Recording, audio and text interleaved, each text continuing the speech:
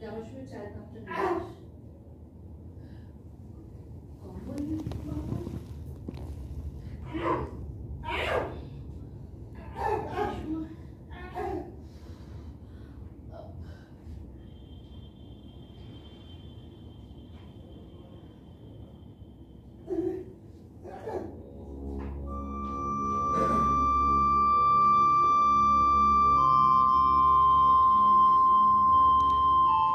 বাবু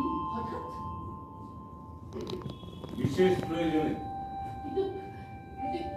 এটা তো মাসের প্রথম।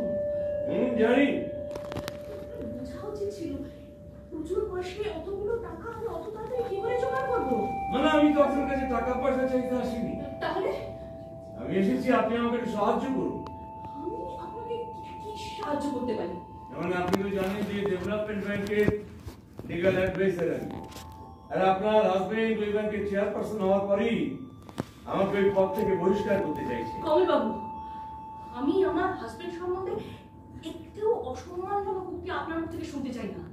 তাছাড়া অফিসিয়াল কোনো ব্যাপারেও আমার সঙ্গে আলোচনা করেন না, আমি সেটা পছন্দ করি না। আপনারা কি পছন্দ করেন, কি অপছন্দ করেন, এসব জানার ব্যাপারে আমার এতটুকু আগ্রহ নেই। আমি শুধু বলতে চাইছি যে আপনি আপনার হাজবেন্ডকে বুঝিয়ে বলুন তার সিদ্ধান্তটা প্রত্যাহার করতে। আপনি কি আমাকে হুকুম করছেন? ভুলে যাবেন না যে আমি কিন্তু আপনার চেয়ারপারসনের স্ত্রী। সেই জন্যই তো আমি আপনার কাছে এসেছি। আপনি আশা করলেন কি করে যে আমি আপনার হয়ে তদবির করবো? আপনার বিপদের দিনে আমিও কিন্তু আপনার পাশে গিয়ে দাঁড়িয়েছিলাম। সেদিন যদি আপনার পাশে আমি না দাঁড়াতাম তাহলে আপনি আপনার হাজবেন্ডকে সুস্থ করে তুলতে পারতেন না।